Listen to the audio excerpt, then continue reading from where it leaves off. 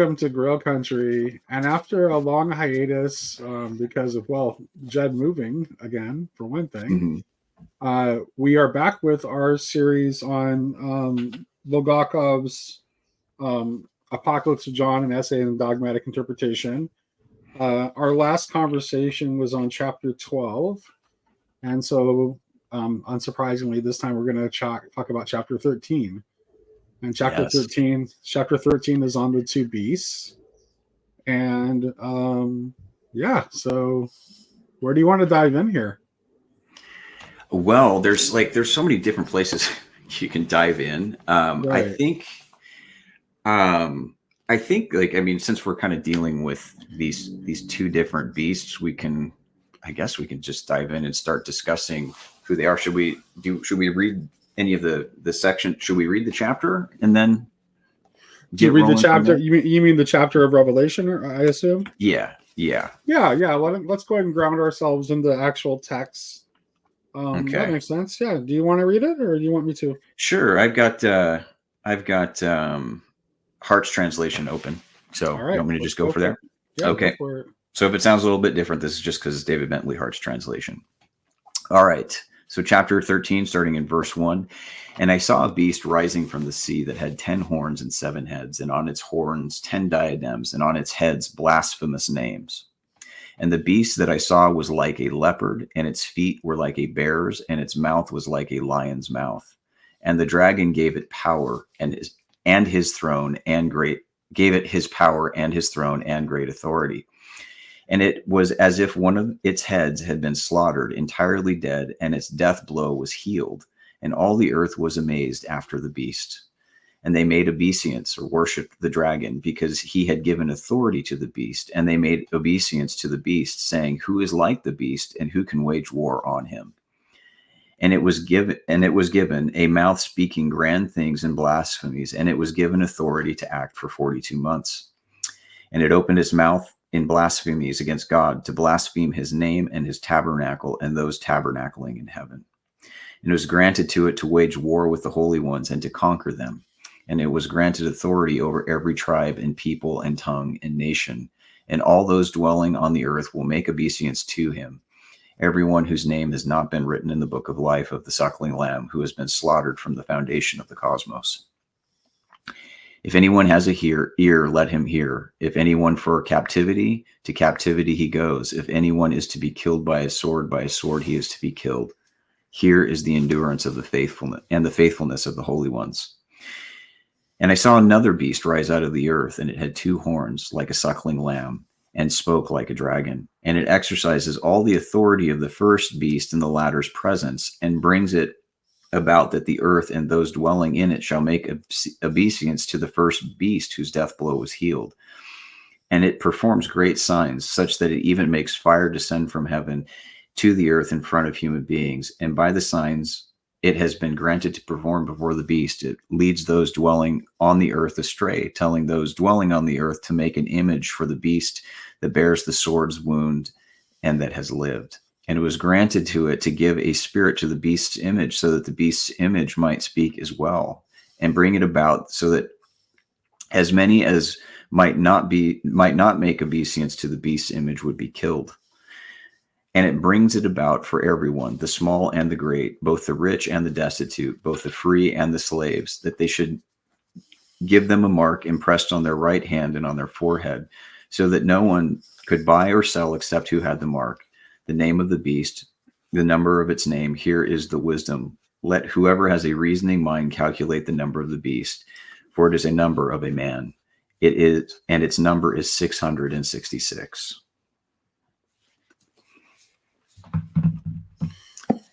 So let me finish that. Let me start by giving my summary of like Bulgakov's overall view of how to read. This kind of applies to almost every chapter we've handled before. But he cautions against reading it as merely an account of what happened in history, although it certainly contains that. And he also cautions against like looking for things that match the patterns in your own time. Correct. Right. which is the kind of the standard like evangelical, charismatic evangelical approach. Is that one? Right. And what he says to do instead is to keep in mind the meanings of the patterns, of the larger patterns, and to be mindful of the things that it warns against. So in the case of the beast here, essentially he boils it down to this is that the beasts are symbols of the totalitarian state and of man godhood. Right. And that these are the things that we should be wary of, and respond to appropriately, which for the most part he suggests is actually the prayer and patience of the saints. But he does leave some space where there is like a certain kind of militancy that is not necessarily violence that can become appropriate in certain conditions. That's my high level overview of like everything in the chapter. Yeah, I think that's a good overview, Nate. I mean, I kind of, I mean, there's a lot that we can unpack in all of the images that are layered throughout this chapter. But I think like to just expand on kind of one of the through lines here within Bulgakov's commentary is exactly what you talked about, is when he's presenting this as like a kind of an ontology of history, is this kind of this unfolding thing, is the way I would summarize that if I were to put that in my own words, regarding the apocalypse, is it's been happening, it's happening now, and it will continue to happen until it stops happening. Right. So you're going to be able, right, exactly, which is why he cautions against, this is part of why, one of the reasons that he cautions against finding the patterns in your own time is not that you can't find them. Yeah. It's precisely that you will find them. Right. Because this is something that's always happening. And the problem with becoming obsessed with only seeing it as like your own it may affect your this is my guess. He doesn't say this. Mm-hmm. But let me speculate as to why he suggests it's a bad idea to read it that way.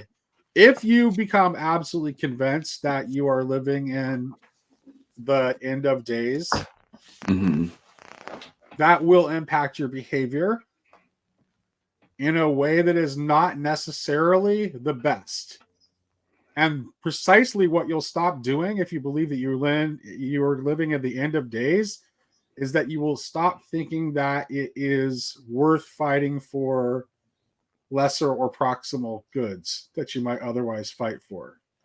Because it's the end of days, why should you bother? Yeah, well, and I mean, since I'm so used to throwing out provocations here.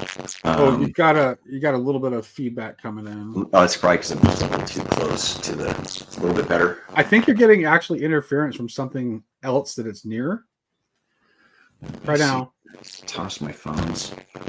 Is it off? I hope. Better. You were fine before. I don't know. I don't know. Turn them down a little bit. Let me see if I can get back into my settings and see if I've got an echo. Yeah. Echo cancellation. Let's see if I'm. Okay. Better?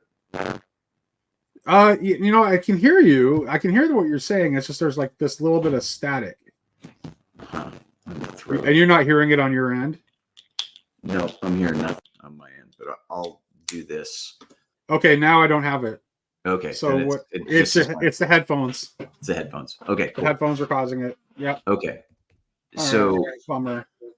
In the name of like a provocation, and I think it's complicated, right? I think that going from Jesus's teachings to what we see in the Apostle Paul and the early generation of the church. So the first first 40, 60 years, something like that, right? They were pretty convinced that the end was coming, right? That they were living in the end. Yeah. And that, I think, although in Thessalonians, kind of like Paul tries to put the brakes on that a bit. Yeah, I think he does. But if you look at kind of what Paul's overall ethic is, I think it's actually reflects something that we that you might like, that Bulgakov might warn against here, right? Is that if you have an overcooked eschatology and you believe that the end is so imminent that you will cease to pursue proximate goods, in a sense, you're surrendering the world. Yeah. Right. You're surrendering to the world. Because that's the very thing. Because if the church stops standing up for those things, that's what creates the vacuum that allows the state to become totalizing.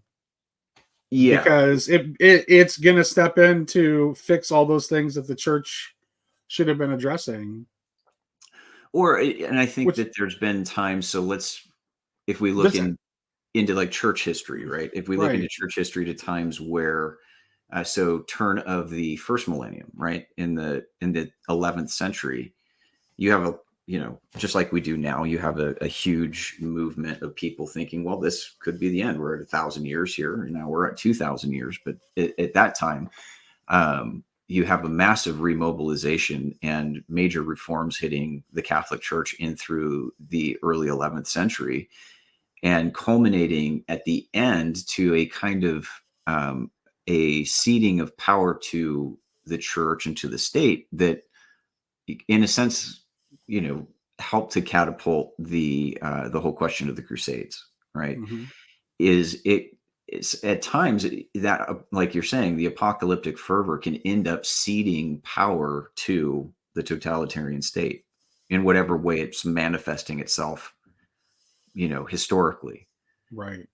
And so Bulgakov's time, you've got kind of a couple of different kinds of totalitarianisms that he's contending with directly. The one that which he talks about in the chapter. Yeah, he talks about both fascism and Bolshevism. Yeah, right. And so he's seeing these totalities as, which is interesting. I mean, he's writing this with a sense that there is a future fulfillment that we're still awaiting within the Book of Revelation. However, even in his own time, if there was ever an opportunity to go out and name an antichrist, right? You've got Joseph Stalin and Adolf Hitler. Yeah, and he does seem to have a consciousness that what he was seeing in his age is actually, like, in some ways it was worse than, because there's a way in which he contrasts like the merely like pagan and natural tendency toward God manhood, which you can see in like the divinity.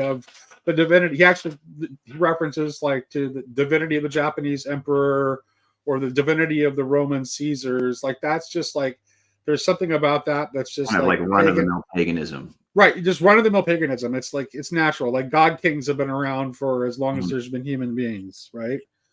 And so there's a way in which what we see now is worse, because now it actually can become not just like pagan and natural, but specifically anti-Christian. And when he says anti-Christian, the way I read that is like against the Christ impulse, like against the movement of the Spirit of Christ in the world, which is, I think, kind of like, it's always been something that is a potential of power, but it's almost like you have to have the advent of Christ before you can actually see the polarity. Yeah. I think that's something that there's some subtext there that he teases out that's very similar. I wanted to go for it when we're talking about anti-Christianity, because that was one of the things that I thought was very interesting. Is he had some interesting statements of like basically post-Constantinian Christianity in this chapter. Right. And that in some senses, the church kind of, the way I was reading it was that the churches in some sense, or Christianity, when it kind of makes peace with the state in the way that it did after the Constantinian settlements, it loses there's a certain apocalyptic witness that it kind of loses. Yeah, right. He says he loses the ability to hear it. Right. Because in fact, it's like, because it becomes like it becomes almost forbidden to criticize. You have a Christian empire. How can you criticize empire? Because it, right, exactly, because it's a Christian empire. Right. Yeah, absolutely. And I think that, I mean, that's definitely relevant in our time, because I think there's a lot of people that want to see a restoration of that. Well, I think that but if that was really, I mean, if Christian empire was what God saw as the highest form of human civilization and what we should be following, it would never have collapsed in the first place. Right. Well, and there's times where we see, if we look at, distinct moments in the period, of imperial Christianity, kind of pre-Muslim imperial Christianity, right? There are times where it very much under imperial rule begins to embody anti-Christianity. Within not too long after the Constantinian settlement, we begin to see forced conversions. We begin to see coercive powers of the state, right, or coercive powers of the state using or aping kind of church authority in order to leverage that. So thinking of like forced conversions of the Jews, and or suppression of non-Chalcedonian Christians, or there's a place in the text I want to find now that I actually think related. Keep talking. Yeah. So I think like when we're looking at kind of that, there's an anti-Christianity that can happen even within Christianity, and does historically surface, that I think is the kind of emblematic of like that mark of the beast, whatever we want to make of it. Is there was this coercive power of belief that had to be enforced and upheld, and it was enforced and upheld through this mark in the book of, in the 13th chapter here. But the that same principle was at play if you do not adhere to Chalcedonian Christianity. Then you're going to be, you're going to come under the full weight of the coercive powers of the state, or if you're that's precisely it. That's where the spirit of Antichrist creeps into the body of Christ, because that is an expression of will to power. There's no other way to view that. And that is not what the church is supposed to be doing. It's supposed to be a hierarchy that is based on love and not power. That's mission is educative and not coercive. Yeah. And the minute it becomes, the minute it gives into the seduction of power, then it's giving itself over to the prince of this world. Like, there's just I don't see any way around that. So of course it's not, like, obviously it's not that form of I mean, I can understand historically why it developed. Like, I want to have charity toward our forebearers, right? Like, if I was a Christian on the ground suffering under persecutions of the early 4th century, and Constantine arrived on the scene, and all of a sudden my religion was going to be made legal and acceptable at the pinnacles of power, obviously that's something I'm going to welcome. Like, how could you not? Right. And it's not, and also I want to be very, very clear. It's not that it's not that it's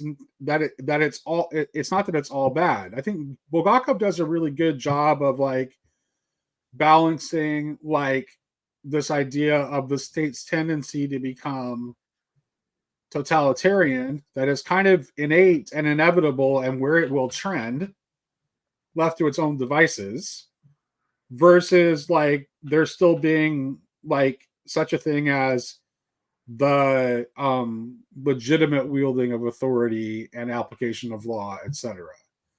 Right. I don't know if I don't know that I'm not a little bit more absolute. I mean, I'm a Christian anarchist, so I'm not. There's no problem about it. I'm more absolutist on that front than Bulgakov is, because it's hard for me. Show me the historical test case where that's happened.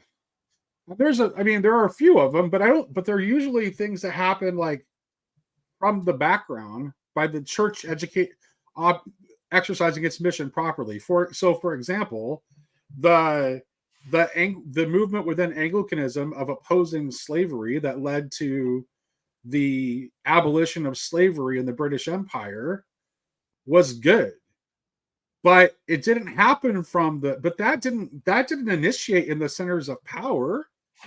It initiated from the conscience of the church, speaking truth to power. Right. Well, I mean, so Nate, I'm with you probably. I mean, first of all, I'm not Orthodox, right? So I don't have those same kind of even historical sense of allegiance to the state in the same way that some of the older traditions that come out of the imperial church do. I don't have that sense of allegiance. Right. So I don't know if I'd describe myself as an anarchist, but I'm certainly sympathetic. I think that when we look at like the legacy of Christendom and its achievements, like its genuine achievements, it is when Christendom is acting most Christian. Right. When we look at its most catastrophic failures, it's when Christendom is acting most like a state. Right. Like apropos to your point precisely, right? It's not the groundswell of abolitionism in Britain and in the United States. We're not coming out of, as a general rule, we're not coming from the state itself. The state was always looking to kind of make some kind of accommodation to it, right? But it was demand from Christians within the state, not from like this official apparatus of powers. It was only once the demand was at a high enough level that there was a real tipping point. And I don't think that's because the state had some sort of moral interest in eliminating slavery. Right. It was a beneficiary of slavery. So Christians had to compel Britain or the United States to act in some respects against its own national or state interest in order to bring about these reforms. Would suggest a more balanced way of the church. The way the church should be related to the state is that the church should be functioning as the moral conscience that reminds the state of this higher authority, that's the healthy function that Bulgakov is pointing toward. Right. He actually says specifically that church militancy can never mean like the state intervening on behalf of the church with violence. That's not what he's correct. That's not what he's talking about. So let me ask you this then, and I'm thinking of, because we're dealing with Leviathan imagery, right? And that's the image of the dragon, and then kind of this mirroring with the first beast that comes out of the sea. Well, it's also the parody of the body of Christ that you can see on the cover of Hobbes' Leviathan too. Right. So we're dealing with Leviathan, and I'm kind of wondering if some of these Leviathan passages, and forgive me because I'm not thinking of, aside from Genesis 1 that speaks of the creation of Leviathan, as a sea creature, and there's nothing wrong with it, right? Well, the first beast we're dealing with here comes out of the sea. Right. So there's nothing wrong with Leviathan in Genesis chapter 1. And I forget if it's a Psalm or if it's in Job that, basically he creates Leviathan for sport, to just essentially a plaything. Right. I think that there is a sense where that Leviathan imagery is is Leviathan benign or malign in its aims, right? There are times when the state can be relatively benign. I think that's what Bulgakov gets at. There are times when between the option of living in a state and not living in a state, right? I'll say, like, first of all, it's like, I'm Gen X, so, and I was born in North America, and for most of my lifetime, pretty benign. Don't have a lot of complaints.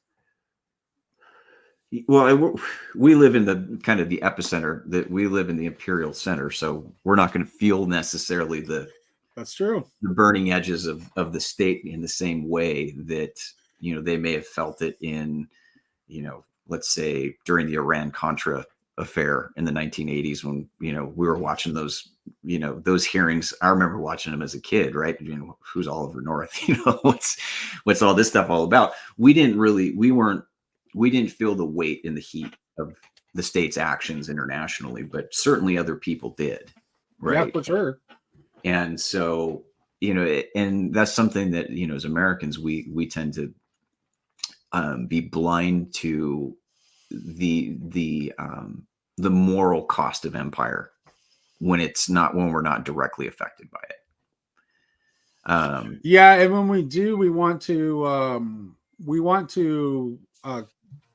make sure that the blame only falls on the people who perpetrated it rather than on the empire itself. So it's like the My Lai massacre was bad, but the only people that are culpable are the soldiers who actually committed the atrocities, or the fact that we tortured people in the name of the war on terror is bad, but the only people culpable are the people who actually did the torturing. Yeah. And we don't want to ever own up to our complicity in those things. Right. And in some ways our complicity it's so baked into the cake. And in some ways it's pre-conscious, right? I mean, it's our tax dollars going into this at some level, right? We still got to pay our taxes, right? And so it's like, or you think of, international capitalism, my iPhone, there's suffering baked into that supply chain, right? All the benefits that I'm deriving from that technology, I'm also deriving those benefits based on the fact that somebody down the line is suffering, right, as they're producing this, right. And there may be second, third order environmental effects, who knows, right? So there's a sense where the state within certain bounds, I think, can be a qualified good, right? But then it can overspill its bounds into a totalizing reality, and here like a cultic reality as well, right? So you have these two beasts. You have the beast that's coming out of the sea. In a sense, you get this unholy trinity that appears in the text of Revelation, where you have the dragon that's mentioned there in chapter 12. It's cast down to earth, and upon that eventuality, he basically coronates a son, and then along with the son, is kind of this spiritual figure that gives authority to the son. The false prophet. You're right. The false prophet. And so you have this kind of this triad that in some ways is kind of aping the divine economy, right? And is in some sense displacing God within the, who basically has rule over the earth. So I found one of there's actually a few parts where he mentions it. So let me see. I'm trying to figure out where it's okay. This he's talking about. Let's see. He's talking about the false prophet here, page 105, top of page 105. Okay. Such mass hypnosis through fear and superstition could exist in pagan darkness, but of course it is even harder to take such an image literally than the calling down of fire from heaven. In modern times, particularly in our days, if it can be applied to us, that of course is only in the general allegorical sense of any kind of intimidation of people, so as to hold them in a condition of magical trance. This is how the threat must be understood, by force of which not only the beast himself, through a direct action of his organs of power, but even the thought alone of him has a paralyzing and fatal effect, so that as many as would not worship the image of the beast should be killed, i.e., anyone who fails, even ideologically, in their thoughts, and not only actually in their actions, to give sufficient reverence to give him divine worship. This allegory expresses the idea of the intimidating power of the beast over all, state absolutism, which we observe in various periods of history right down to our own, when the quantitative minority of the party, by force of its cohesion and ruthlessness, does violence to the life of nation. Such are Bolshevism, racism, and fascism. By this, we mean not only the actual enforcement of power, armed with all the means of external compulsion, but also its purely spiritual hypnosis. This is why it is attributed to the action of the false prophet who stirs up those living on the earth to spiritual idolatry, to make an image of the beast, and then give life unto the image of the beast. All this expresses the ultimate triumph of despotism, together with the bitter spiritual and external tyranny. I mean, he mentions racism more than once, and the context that he's giving it is he's talking about the forces of anti-Christianity that are at work in this image of the beast that we see. That is the totalitarian state that we see in our time. Right. Well, let me ask you. Yeah, go for it. Go for it. Well, just from that, like, and I think that there's this, because we see these kind of like, Bulgakov will term that as like a kind of a spiritual hypnosis that comes upon the world when encountered with this kind of power, right? What is it about? What is the nature of state power specifically, but also in the sense cultic or religious power, that is so hypnotizing for us, that makes us so prone to acquiescing to something that under other circumstances we may not? Well, but I don't know. But here's the weird thing about this: is like Bulgakov wrote this in the mid 40s, like shortly after the. Actually, I think he started writing it before the end of the war. But here's the thing: it's like, so in our time, the totalitarian state has managed to even co-op, like because since this book was written, we culturally grew a consciousness of the problem of race. The totalitarian state has now made it seem that only the totalitarian state can solve the problem of racism, because it has to be systematically dismantled. Which means if the only solution for racism is systematic dismantling, what is the only force that can deal with racism? The state. Exactly. Well, and it just reifies it. Precisely. Right. And what does it do? It has the effect of actually making everyone more racist. Right. Right. Well, and that's where it's a difficult one, right? I think of something like. And by the way, I want to be very pointed about this. I include, when I say it makes everyone more racist, I also include like the anti-woke Christian imperialist Christians who spend so much energy fighting against their mimetic rival, the woke, that they become a mirror image of what they're fighting against. Correct. Okay, but let's use a practical example here, because I do think like this is again a question about the legitimacy and illegitimacy of the state's involvement in these kinds of questions. Civil Rights Act of 1964. Legitimate. Okay. It was not entirely viewed as such at its time. But what happened? That wasn't the state. It was the state having to respond to what? A religious coalition of people of conscience, like making it so that the state couldn't ignore it anymore. Okay. Yeah. And the leaders of it were explicitly religious leaders. Right. Okay. So how would that be? Like, so let's make our modern day contrast then, or contemporary contrast. What is going wrong now that was going right then? Oh my goodness. I mean, this is like, that's the, I I don't know. I think I don't want to be the person that says that there's just one magic bullet that answers everything. But I think there's a lot of things. But I'm open to listen. If you have something that you want to suggest as or a few things that you want to suggest, I'm open to listening. But I wouldn't want to give an off the cuff answer that seemed to answer too much, because I think it's too complex to really answer in that way. It's like certainly, there are too many different things. I mean, erosion of trust in our institutions, the breakdown of our sense making mechanisms, increasing polarization, propaganda. Like, there's so many that Right. pick one. Well, and I think that the answer is all of the above plus a whole bunch of other things that I didn't name.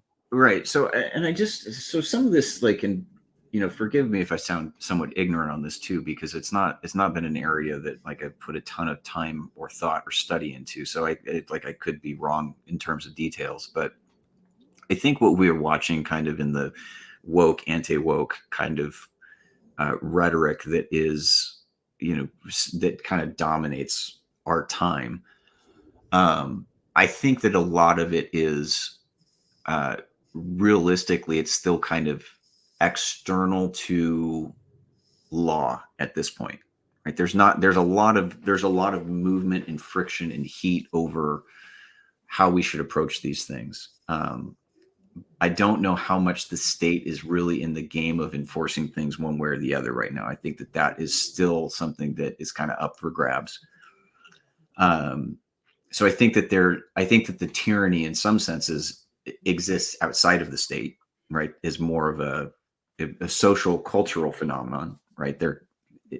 And you can argue for what you're saying from either side.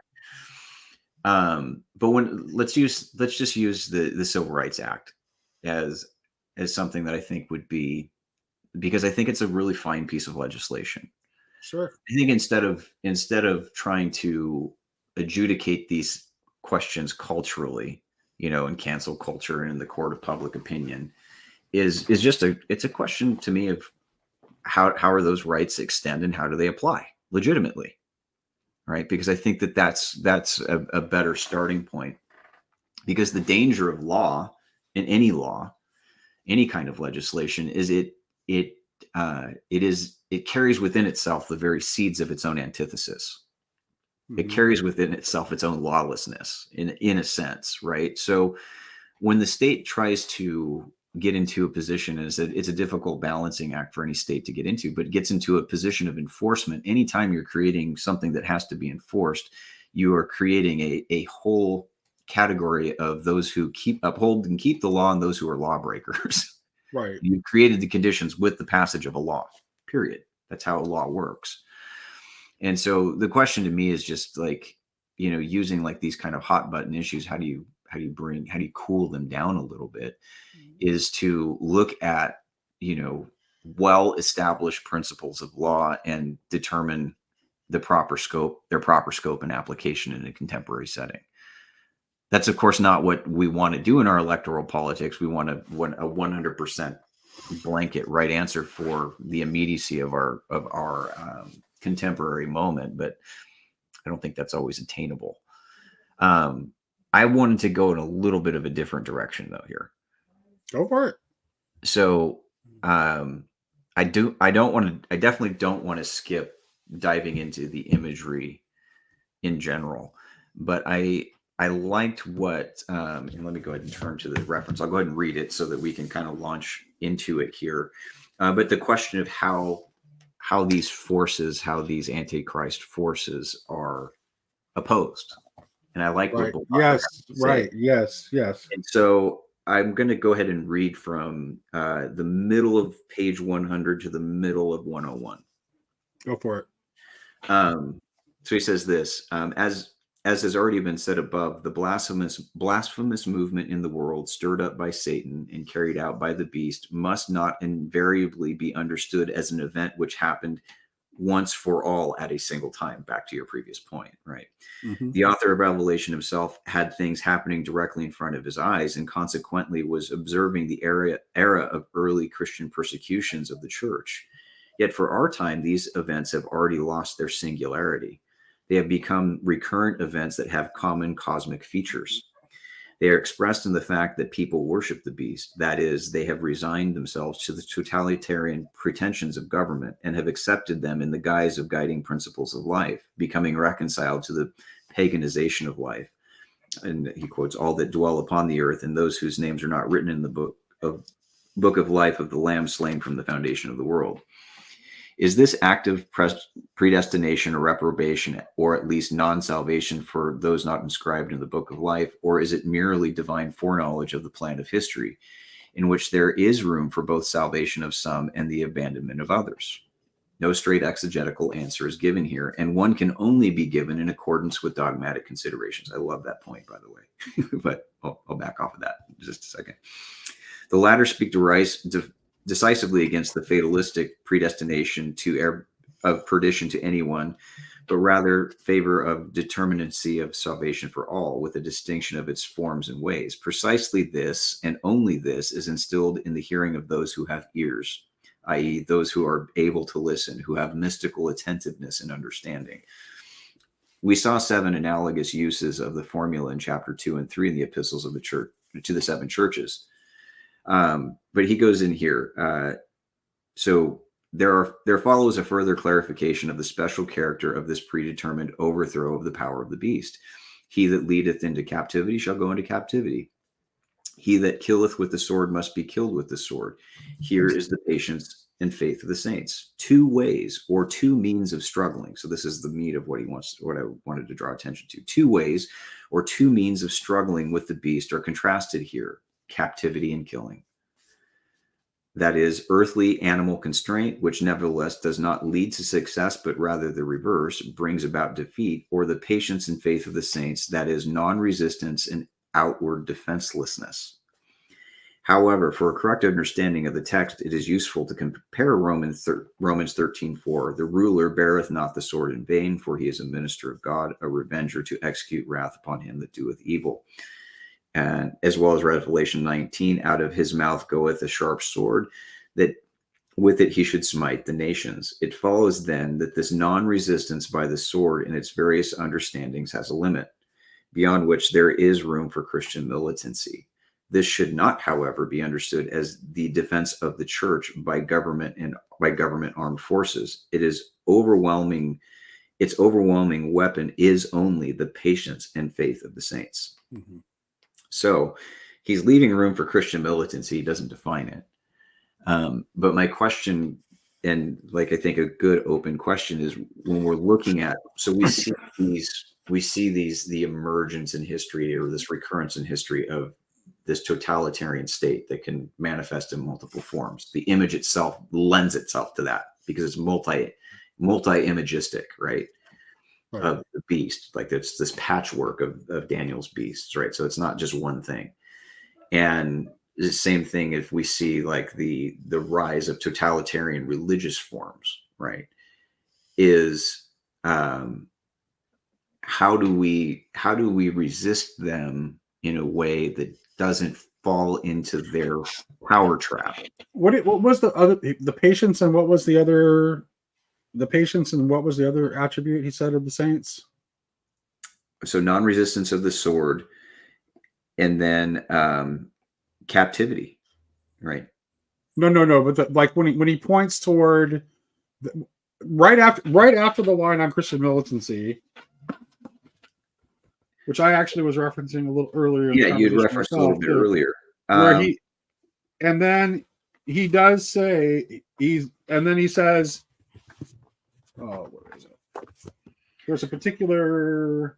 Well, I can go down. I think he explains a little bit further here, right? So the patience and faith of the saints. That's what it is. That's the line. Yeah, right. Patience and faith of the saints. And then that's what its weapon is. So that's where he's pointing to me. He's clearly pointing toward the form the militancy should take. And this is why you can see in this, like where he says that the weapon is the patience and faith of the saints. This is why you can see, like, it upsets me, even when people are speaking up for what I see as the truth, if they do it in a way that seems to lack patience for other human beings and faith, which this gets into the whole question of what faith is. But to me, if you are to act in such a way that you are dismissive of another human being, is a faithless act.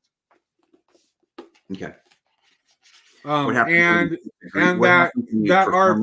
your faith in God and faith in God and faith in your fellow man cannot be entirely separated.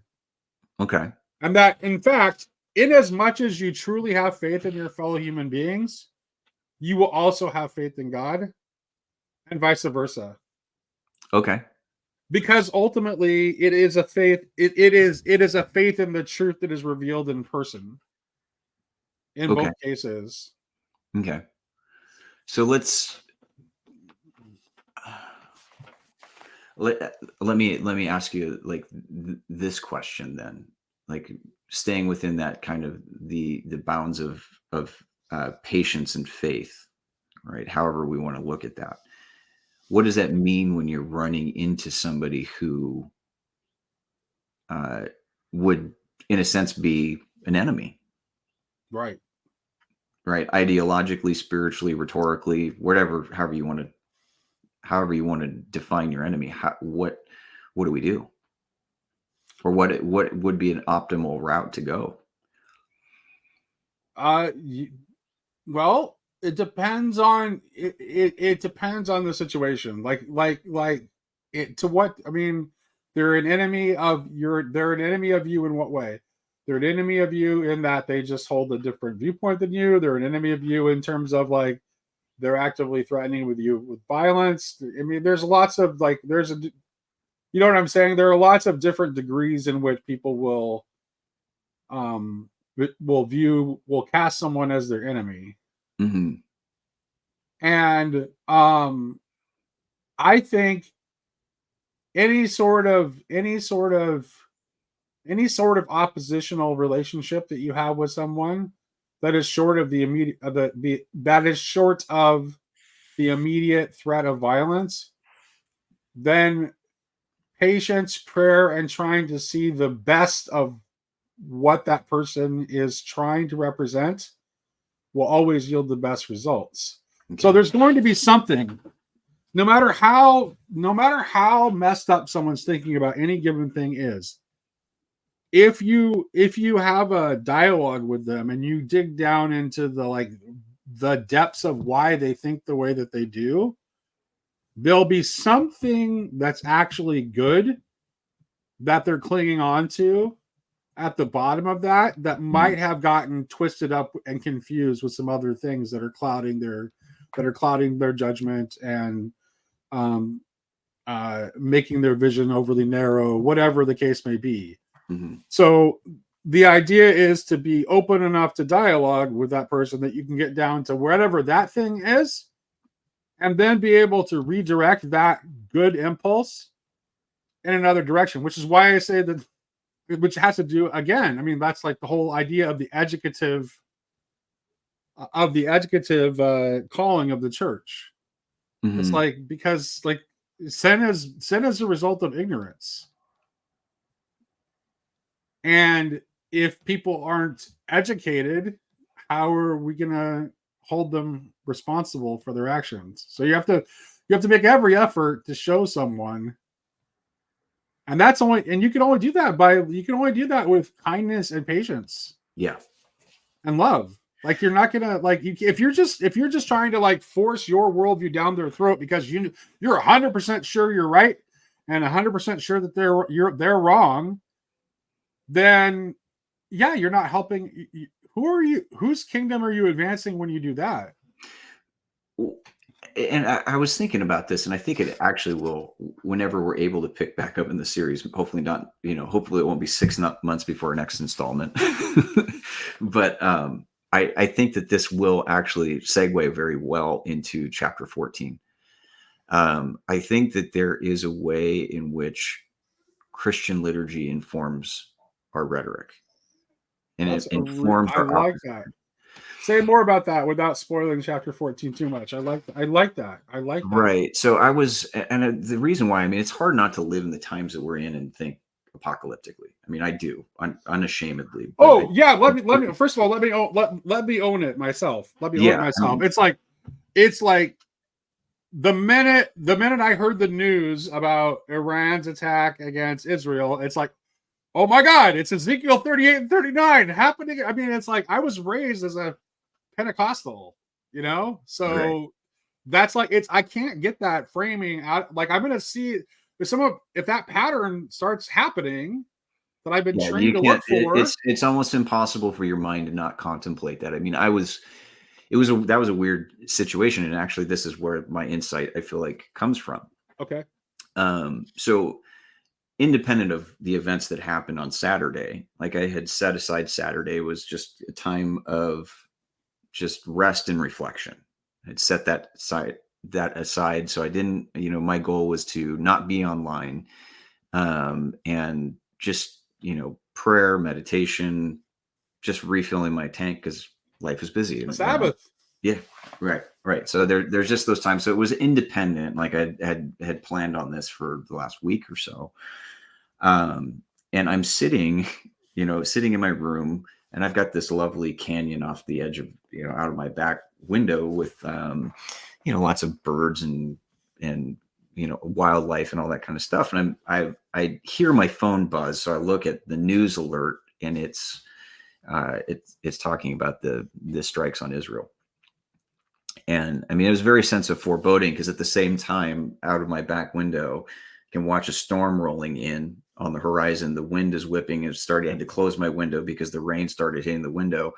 And about 5 minutes later, the rain clears. I open the window back up, and it's twilight, and I'm hearing an owl hooting off in the distance.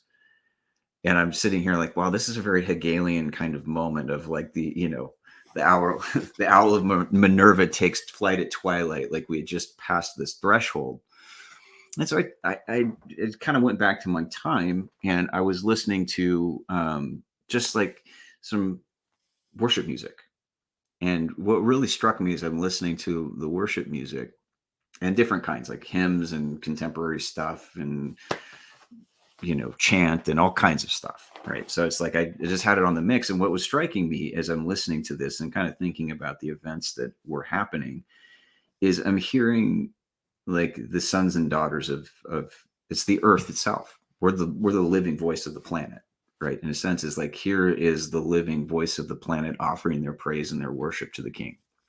Right. And in some way. And I was really struck by it, is like, as like our voices are most free from error when they're in worship, when we're giving worship to God. And I think that, so the question of that voice of opposition, that prophetic voice that we, so often want to speak from, if it's not in the same register as the register of praise, it's invariably going to fall short of its mark, right? If it's not something you'd be that could be given in the same sense if we're singing the Sanctus, or going through the Lord's Prayer or the Creed, or whatever it is that we're reciting in church, the spirit with which we recite that or that we sing that, then it's probably not something that you need to stay in that same tone, right? That's where our rhetoric needs to be, is within that same register of the register of that song. And they remind us every time they remind us every time we're in church with the dismissal too. Right. Like, we're supposed to take that out into the, that's what we're supposed to be taking out into the world. Correct. It's just, but we all, that's what none of us do. Right. Consistently. That's why we have to keep coming back. So in that sense, I think that worship is something that it ideally, like when we're, when you're you're used to practicing in the presence of God, both corporately and individually, that should give us some sense of how we confront the hard realities of the world we live in, and sometimes even these malignant spiritual forces. Is like it's counterintuitive, but that it makes sense, right? The weapons of the beast are violence and coercion and force. And if you fall into either rhetorically or physically into that mode of action, you're basically just feeding that beastly system. Right. Well, yeah, and also you can see the way in which that patience is like related, both etymologically related as well as like related as a practice to peace. Right. Like those things are linked. Right. That's why it's one of the two weapons of the saints against the beast. Right. So it's patience, and if we think of faith in the register of trust, which I think is the right way to think of it, rather than what we believe, what propositions we believe, yeah, then you can see how it's effective. Right.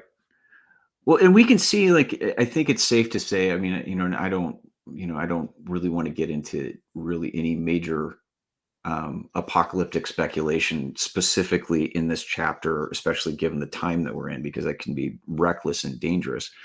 But I do think that we live in a time that we see these realities surface in ways that we haven't seen them for quite some time, right? World War II, potentially. We're seeing like this shift and lurch towards a strong totalitarian state. It's not just happening here; it's happening throughout the world. It's a good reminder for us to, as we look to kind of what Bulgakov is pointing to, because he's dealing with these problems in his own time. Well, yeah, how we resist is really an important question. Right. Yeah. Because if you resist in the way that like some sort of unhinged apocalyptic madman, first of all, you're not going to accomplish what it is that you're setting out to do, which is to testify to Christ. It's the testimony of Jesus that we're trying to uphold here. But second of all, like you could end up serving the very thing that you feel like you're fighting. Yeah, exactly. This is yes, and this is why Jesus says to resist not evil, because that's what this is precise. You can see this dynamic like repeat itself over and over again, where it's like people get so caught up with being against something or resisting something that what they end up doing is they end up transforming themselves into a mirror image of the very thing that they're and give it power. Against. You give it power. You give it power. There's certain kinds of power that evacuates. There's certain kinds of resistance that evacuates power from these structures, and there's certain kinds of resistance that gives it more power. Right. They need that resistance in order to accumulate power. Yeah. Right. Because they can only define themselves in opposition, and there is a sense where there's something about the proper mode of resistance is non-participation and non-violence. I mean, that's and there's a transcendental good that we're going for that does not that goes beyond negation, right? And so if you're merely fighting at kind of that binary of good and evil, then what you're doing is essentially you're just kind of. And when we're dealing, by the way, when we're dealing on the level of the human and therefore the proximal and finite, you know what else you miss on the opportunity to discover? What's that? The synthesis. Because you know what? In any conflict between humans that are standing up for one side or one proximal good or another, both of you are wrong. I guarantee you both of you are wrong. Okay. There is something that the other person is holding on to that is important that you are not seeing. Mm-hmm. And there is something that you are holding on to that is important that the other person isn't seeing. And the only way to figure that out is faith. To trust that each of you is seeking the good and to talk about it in dialogue in a productive way, so that you can come to see like, oh, okay. And I'm not saying that, oh, now everybody magically agrees or that you automatically come to a synthesis. No. But you know what? Even being able to come to the understanding of like, oh, I don't see things the way this person is, but now after talking to this person, I can see why they see it the way that they do. And I can continue talking to this person in the future. And then over time, trust builds up, and then you can start to maybe move toward synthesis. So speaking of that, so and kind of returning back to like this, because it was an interesting day. Saturday was an interesting day of contemplation. One of the things that came out of this is something about the nature of apocalypse itself, because I was reading through this chapter, getting ready for us to discuss, and so I was thinking about that in terms of just this. Bulgakov paints the picture of the apocalypse as an ongoing reality that has been happening since the writing of the apocalypse, right? So it's not like a new phenomenon, right? And so the way I have it written down somewhere, I'll try to remember essentially kind of what the reflection was, but it was, that with respect to the apocalypse, this has been happening. It will continue to happen until it stops happening. You're right. You're wrong. This is and isn't what you think it is. This is the apocalypse. Yeah. Right? Is like it's revealing all of that. It's revealing where you're right. So some of these things that are happening in the world today, you could be right. It could be this is it, right? Maybe. But you're also wrong. I guarantee it. Right? It is what you think it is, and it isn't what you think it is. Right. And this is going to keep happening until it stops happening. Yeah. And I think that, as we look at like the nature of, our own time, and is it pretend kind of certain apocalyptic realities? Of course it does. Like all time is an apocalypse. So I think, but this is like, it's interesting. It's interesting. I did a conversation with Hezi recently, and we were discussing Robert Jensen's essay Toward a Christian Theology of Israel. And I can say, it seems to me that like I'm going to posit that a possible reason why in God's plan, as we move toward the culmination of history, that Judaism has continued alongside the church as a separate entity that is in some sense cannot be not. There's no way that a Christian can. Well, okay, there are people who do. I would posit that if you're a Christian who thinks that Israel's status as Israel can be denied, that you're deluding yourself, and that actually a lot of your Christian claims become dubious without upholding that. Right? So here's the thing. The Jewish understanding of Messiah is healthy for it to exist alongside the Christian understanding of Messiah, because because the Jewish understanding of Messiah requires the kingdom to actually be realized in order for the Messiah to be recognized. And I think that I would say as a Christian that my counterpoint would be, well, we can live in the kingdom now, and many saints have done so, and that the parousia is manifold before it's before the parousia that is the culmination and final act of history. There are many parousias prior to that. And but the fact that the kingdom has not yet arrived is still a useful reminder for us, because it reminds us that what we're supposed to be striving for, because that was the gospel that Jesus preached was the gospel of the kingdom, right?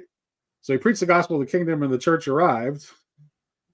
And the church has preached the gospel about Jesus, Right. but we still need to remember the gospel of Jesus. And that's the kingdom. And so it is to get, and this points to a way that we can work together with Jews, and actually not just that, like anyone of any tradition who actually sees a vision of something that approximates the kingdom, we can collaborate together with to move proximally toward it. I think that's so. I'm gonna lob 2 grenades here. Okay. Probably not at you, but just a general direction grenade. But I think this is why Bulgakov is such an important voice on the Book of Revelation. Not because he's a superior interpreter of the book exegetically, but theologically, his framework, I think, brings some very important insights. And it's going to connect to Berdyaev a little bit here. Oh, okay, good. But I think that the Chiliasm, or premillennial thinking, that Bulgakov is introducing is really important. One, as a counterbalance to the premillenarian excesses of dispensational Christianity, that essentially is just looking for the escape button before everything really gets bad. And so they're rooting for everything to get bad because that's their ticket out of here. Right. Which I think is allows that expression within Christianity to support state action in ways that will bring about the apocalypse. Like, we're doing this to ourselves, by the way. This is us doing this to us in some level. Right. And where we behave in ways to bring about something in our subconscious that, right. Yeah. And then secondarily to the amillennial position that does not see a kingdom to be achieved. Right. Right. And so Berdyaev, in his writings, he's very much a co-religionist with Bulgakov, he speaks of the creative vocation of the Christian is to realize the kingdom. Yeah. And I think that the abiding critique that Judaism has of Christianity, of where is the kingdom, is absolutely a valid critique.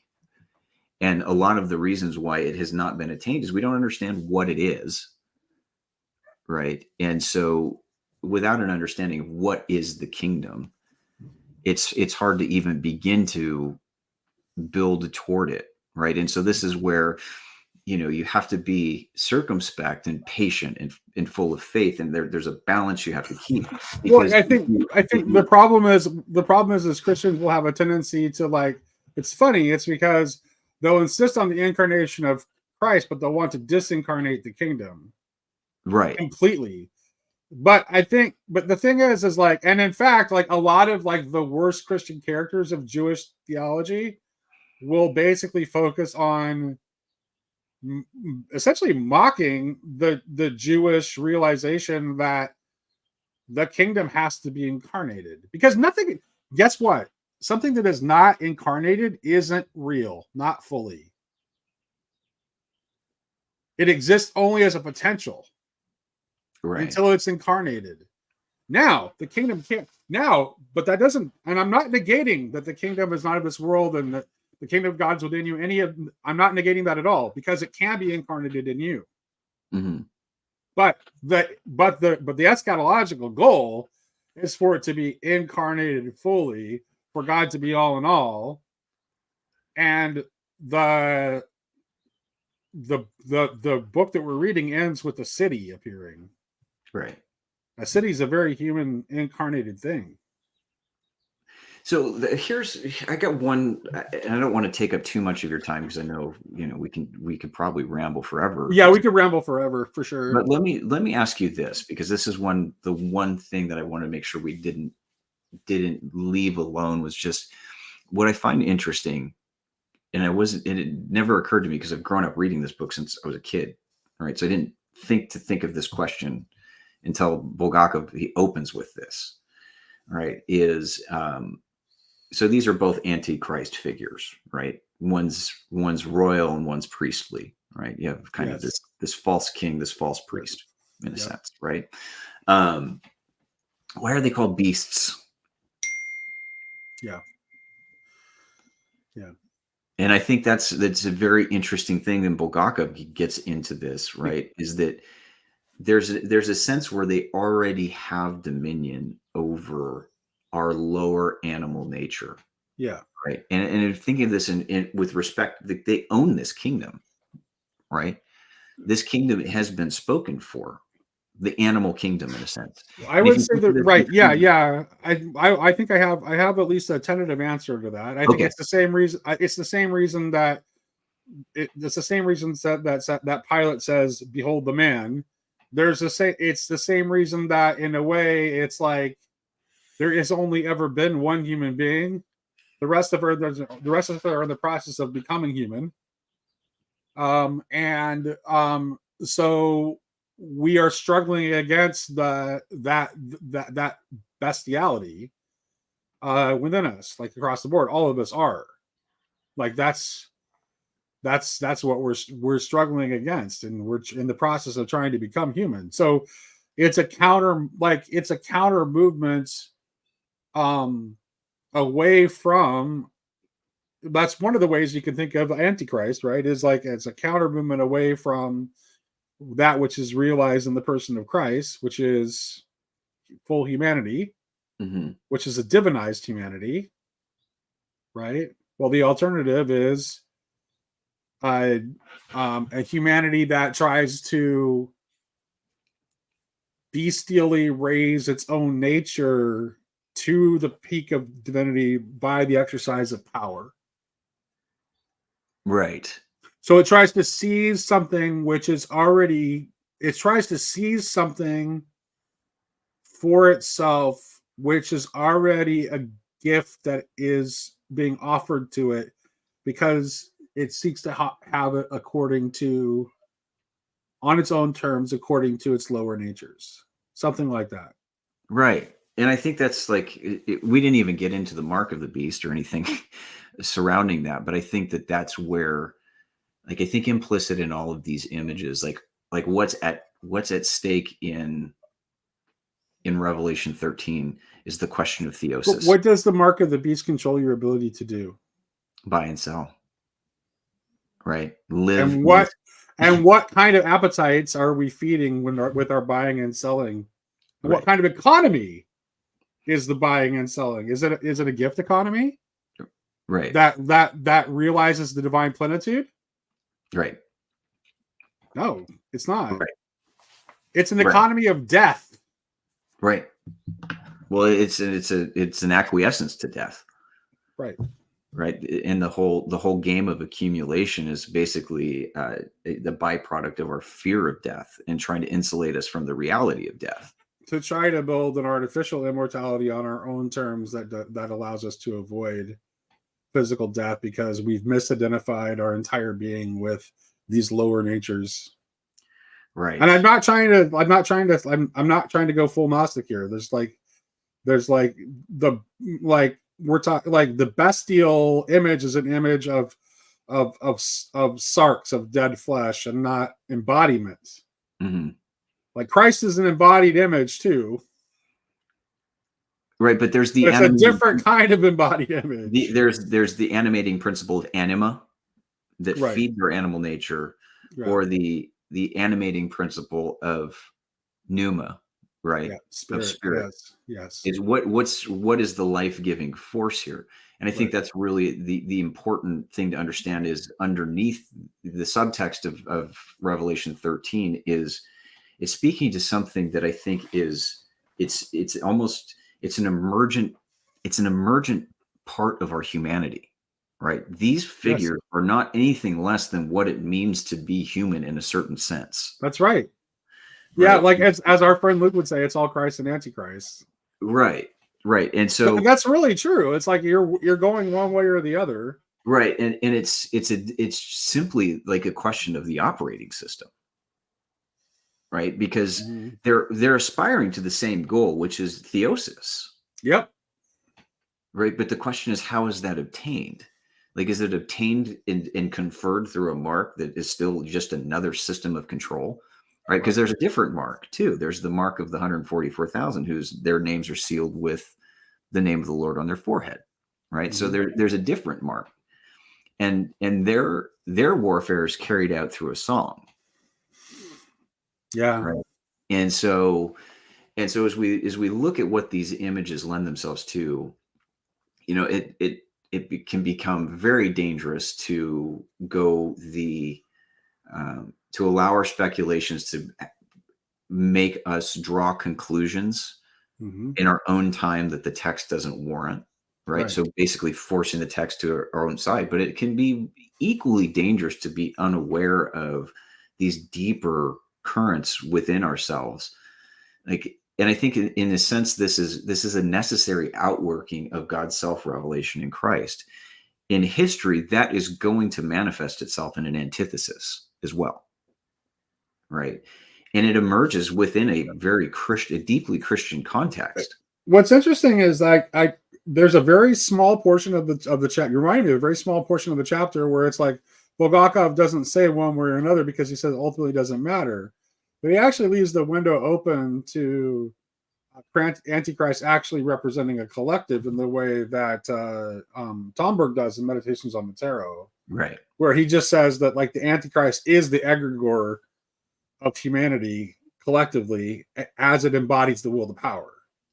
Right. Well, it's like in where I would probably say yes and to Tomberg even in this, because what we were talking about made me think of Tomberg's Meditation on the Emperor card. Right. Yes, I was thinking about that too earlier. And how Tomberg draws this distinction between the difference between power and authority. Right. Yes. This kind of will to power, but authority is something that's conferred in the crown. Right. Mm-hmm. And for the emperor, that is externally manifest as the crown that he's been given. Like you never crown yourself. Right. And he contrasts the scepter with the sword. Right. As he has the crown is given unless you're Napoleon. Right. The crown is conferred on you by another. And internally what that crown is the crown of thorns. Right. So the spiritual discipline of the emperor is that of obedience. He has evacuated himself of any will to power on his own. He simply sits in the throne and exercises the authority of the crown, not with the sword, but with the scepter. Right. And his power and his the way his power or the way his authority flows is altered because of that. He's not the authority is not such that he's asking for everything to be offered up to him, like, which is what the man godhood of that's what that is, right? Mm-hmm. It's like, yes, worship me. I am Caesar. Bestow your praises upon me. Right. The emperor symbol, who has true authority, instead of that, it all descends down. Yeah, it descends as a blessing upon his people. Right, and it's a the crown and the scepter and the shield and the card. Right, all these elements are, in a sense, they're what's binding him to the kingdom. It's his duty to the kingdom. In a sense, the emperor has no name. He's just the emperor. Right. Right. Well, and he also says that the authority of the emperor is now hidden in the catacombs. Right. And no one can seize it. No one can seize it either by the will of the people or by the sword. Right. It's like it's vacated. Well, the reason he doesn't say in the chapter, but it's pretty obvious like why that's the case. The reason it's hidden in the catacombs, which is a place where you put the dead, is because it's reserved for someone. Right. And I think is reserved. To go back to just some of the things we've talked about in our past discussions on the book of Revelation is a book of spiritual disciplines, right? Mm-hmm. As opposed to trying to make some grand overarching statement of determining who the Antichrist is in history or in our current moment, or historically who Antichrists have been, right? Those are all kind of interesting armchair type discussions. I think when we look at it as a spiritual discipline, what we then have to turn the question inward and say, what does the book tell you it is at the very beginning of the book? It tells you, not Bulgakov's book, but the book of Revelation. It tells you it's a revelation of Jesus Christ. Right. And what do we know from Colossians? What is the ultimate revelation of the mystery of Christ? Well, it's Christ in you. So what you really should be discovering as you read the book of Revelation is you should be discovering the spiritual path by which, instead of allowing Antichrist to be embodied in you And by the way, that's the way you should be thinking of it. It's Right. like, oh, how am I embodying this spirit of Antichrist? Right. Instead, how instead can I bring forth Christ in me? Yeah. And that's precisely the core of reading it as a spiritual exercise. Right. The spiritual exercise is I think of like where Peter is, Peter's accused of being Satan, right? His Antichrist, one of his Antichrist moments that Peter was not immune from, and no Christian is, right? Is I think, and you see it in this chapter, in chapter 13, we're referring again to the lamb slain from the foundation of the world. Right. This is in some sense all circling back to this. Which this is question. The fault. Oh, he does point out that the false prophet is like is a parody of the lamb. Right. But if we're looking to identify those areas in which Antichrist manifests himself internally, in our pride, in our arrogance, in the pretensions in our worship at times, or however it is that can manifest in us, is it all is going to ultimately, like, that dissolves in the crucified Christ. Like if your attention is centered there. Oh boy, this opens up something really deep that I wish that we had got to earlier, because one of the things he talks about in the connection with talking about the false prophet is this idea of false resurrection. And he doesn't really talk about it much, but this idea of false resurrection is something that I would definitely like to talk about in terms of a spiritual exercise, and in terms of our tendencies to incarnate counterfeits. Right. But I'll just have to leave that hanging, and we'll have to talk about it some other time. Although, actually, I'll give you one, like, just a quick thought. Just a quick. Do you have any quick thoughts on, like, in what ways we manifest false resurrection?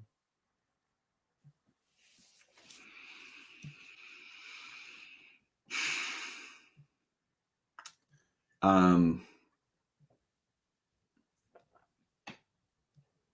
I would say, for me, what's a manifestation of false resurrection is to claim transformation without ever having let go of the old form. Okay. So if you're claiming transformation, and if you're claiming to have been transformed,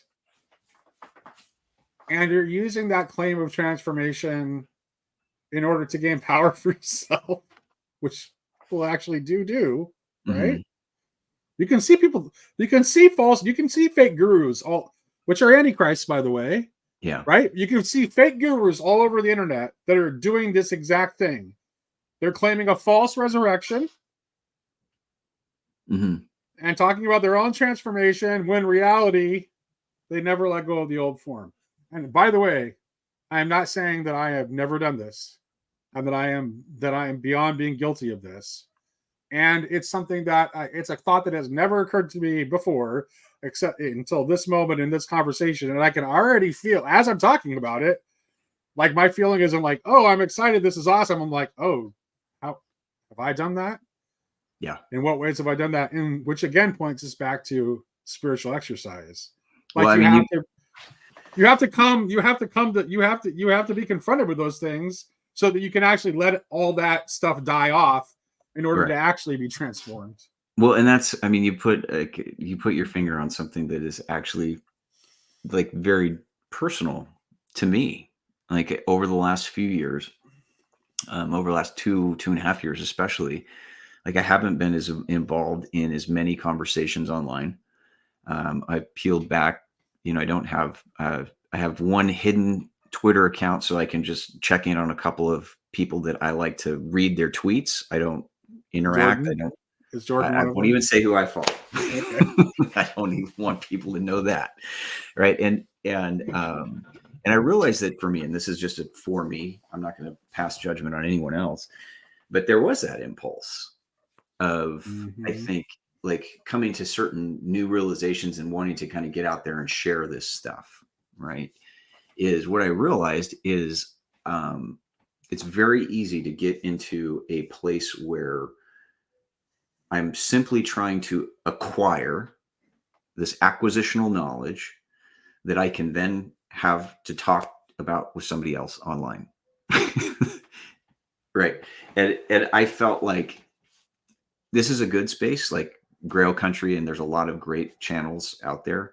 But what I realized is like the real transformative work that like our world needs right now, like the online world can be helpful in framing discussions that help kind of help us get a sense of what the ambient pulse is out there and understand what ideas are being discussed. But I realized that for me, this was taking me more and more away from an embodied life and embodied practices, simply not for the sake of what the practices could confer on me or others, but because the practices are good in and of themselves. And so I took a step back from these things, and I'm trying to be much more sparing because I think there is value in doing this. Like, obviously you and I are having this conversation, but I have thought about these things. And I think that the kind of that pull to be the online guru, gosh, it's easy, and you can amass a following, and you can begin to, some people are able to monetize these things and turn it into a nice little career, right? Which for those of us who have to toil every day at work, the idea of me being able to sit down and read and then get on and have discussions, that would be, you're talking about my version of paradise, right? But what I've found is that just my day-to-day life requires a level of attention and spiritual connectedness that, like, just managing that is enough. You know what I mean? And no, this is really real what you're talking about. Like, I'll give you, let's like just a little, for example, like, from my own life, it's like, I don't know how many times I've like been like reading something that I thought was important because I was going to discuss it with the author on Grail Country or whatever. And like my son comes in and he's got something he wants to talk to me about. And it's like, he's gotten to the point where he doesn't even, he sees I'm reading and he just walks away and doesn't even try to, but it's like, so so I've actually intentionally cut back on my reading, which isn't, I think reading is a good thing. Yeah. And I still read a fair amount, but I've cut back on it. And like try to keep it to like fixed hours of the day where there's no humans. Like, I only read at times a day when there are no humans. There's no actual humans who expect me to be interacting with them. Right. So that's why I get up so crazy early in the morning. So I get up crazy early. And you know what? If for some reason, like, my son is up earlier than normal and comes in and wants to talk to me, I'm going to put my book down and talk to my kid. Yeah, my kid's an adult, but you know what? He's still like, he's still my kid. Yeah. Well, and he still deserves my attention more than, a book. Right. Does. Well, so, and we can move on from this whenever you'd like, but I think that it ties into some of the weirder things we've talked about here, the idea of these virtualized immortalities. And I think and I'm not immune to this, but the more that we place our spiritual and psychic energy into this virtual space, the easier it is to get what I've noticed in my withdrawal from social media, and what I try to do is less time on YouTube in general, be very targeted. Okay, I'm going to listen to this discussion on Grail Country today. Yeah, that's it. Yeah. Right. It's not because it's bad, but it's just like anything. If you have it in excess, it becomes a problem.